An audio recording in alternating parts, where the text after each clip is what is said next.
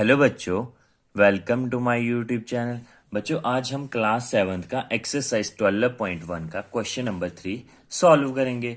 तो बच्चों, हमारा क्वेश्चन नंबर 3 है identify the numerical coefficients of terms other than constants in the following expressions. बच्चों, हमने क्या करना है, न्यूमेरिकल कोफिशिएंट्स फाइंड करना है टर्म्स का। ठीक है बच्चों। बच्चों, हमने अदर देन कांस्टेंट्स को नहीं लेना है। बच्चों, यहाँ पे हमारे पास 1 से लेके 9 पार्ट्स हैं। बच्चों, हमने इनको बारी बारी सॉल्व करना है। और बच्चों, आप इस चीज को सीखने के लिए मेरी इस चैप्टर की इंट्रोडक्शन की वीडियो भी देख सकते हैं। बच्चों, हमारा यहाँ पे फर्स्ट पार्ट है बच्चों 5 माइनस 3t स्क्वेयर। तो बच्चों देखो, यहाँ पे हमने कौन सी टर्म्स लेनी है। बच्चों, जो कांस्टेंट नहीं है वो नहीं लेनी है, और हमने कौन सी लेनी है जिसके साथ वेरिएबल्स लगा हुआ होगा। बच्चों, तो यहाँ पे देखो, एक टर्म क्या है 5 है और एक क्या है -3t²। तो बच्चों, हमने क्या बोला, क्वेश्चन में बोला है कि कांस्टेंट्स वाली टर्म को छोड़ देना है। तो बच्चों, हम 5 को छोड़ देंगे। हमने कौन सी टर्म लेनी है, -3t²। ठीक है बच्चों।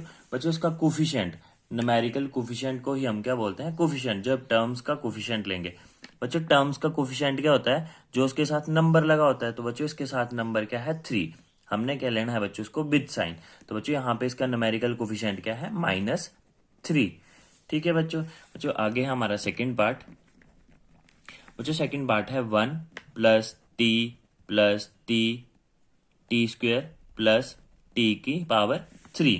ठीक है बच्चों। बच्चों, यहाँ पे कितनी टर्म्स हैं, 1 2 3 और 4।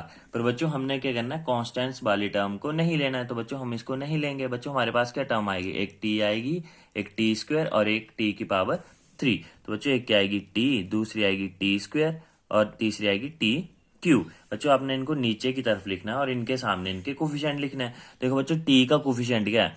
बच्चों, यहाँ पे देखो कुछ भी नंबर नहीं है। तो बच्चों, जिसके साथ कोई नंबर नहीं होता है, यहाँ पे क्या नंबर होगा, 1 होगा। बच्चों, जैसे कि यहाँ पे 1t, जैसे 1t लिखा हुआ है। तो बच्चों, 1t का मतलब है कि इसका कोफिशिएंट क्या है, 1 है। और बच्चों, हम इसको क्या लिखते हैं, t ही लिखते हैं। तो बच्चों, यहाँ पे इसका कोफिशिएंट क्या है, 1। बच्चों, यहाँ पे t², यहाँ पे भी आगे क्या है, 1 है। तो बच्चों, t² का कोफिशिएंट क्या है, 1 है। क्योंकि बच्चों, हम 1 से किसी भी नंबर को मल्टीप्लाई करते हैं तो हमारे पास क्या आता है, वही नंबर आता है। जैसे 1 × t 1t, 1t क्या होता है बच्चों, t ही होता है। तो बच्चों, इसका कोफिशिएंट क्या है, 1। बच्चों, t⁻3 का कोफिशिएंट भी क्या आएगा, 1 आएगा, क्योंकि बच्चों इसके आगे भी क्या है, 1 है।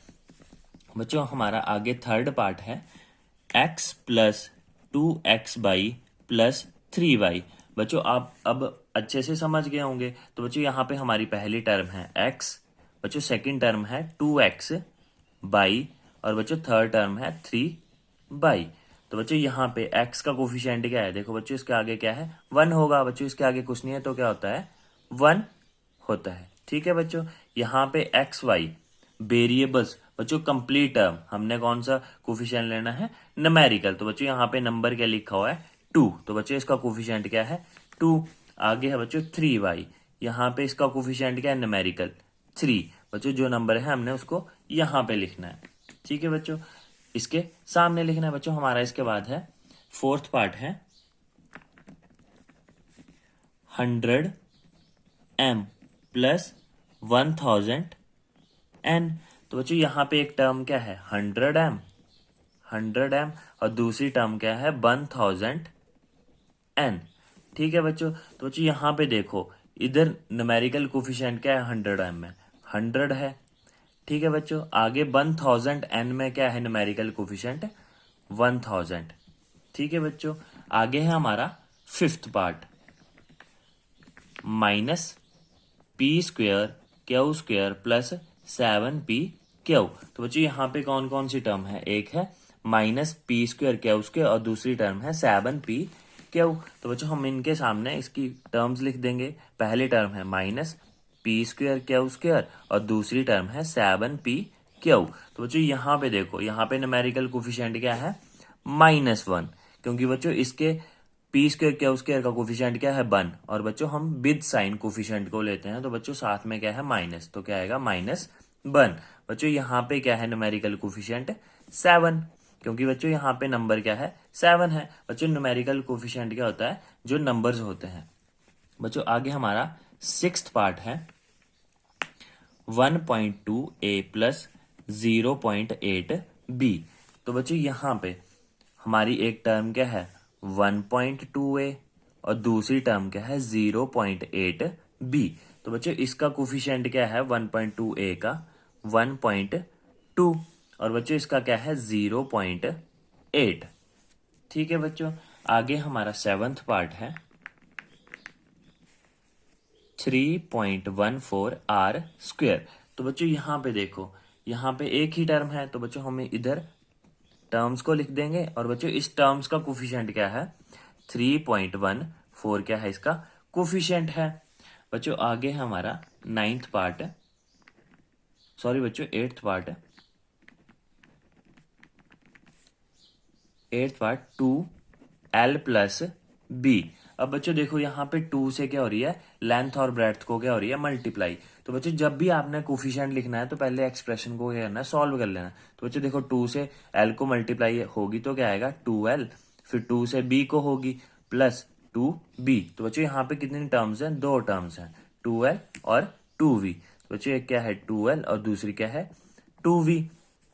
तो बच्चों 2l का कोफिशिएंट क्या है 2 और 2v का कोफिशिएंट क्या है 2। ठीक है बच्चों, आगे हमारा इसका लास्ट पार्ट है 9th पार्ट है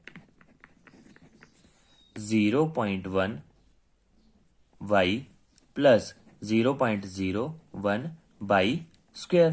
तो बच्चों यहाँ पे हमारे पास कितनी टर्म्स हैं, 2 टर्म्स हैं, एक टर्म्स ये है और एक ये है।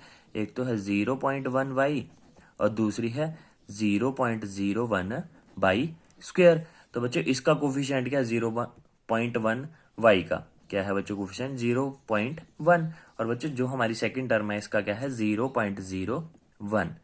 ठीक है बच्चों, न्यूमेरिकल कोफिशिएंट क्या होता है जो उसके साथ नंबर्स लगा होता है बच्चों हम उसको क्या लेते हैं विद साइन लेते हैं। तो बच्चों मैं आशा करता हूं कि आप इस क्वेश्चन को अच्छे से समझ गए होंगे। थैंक यू बच्चों।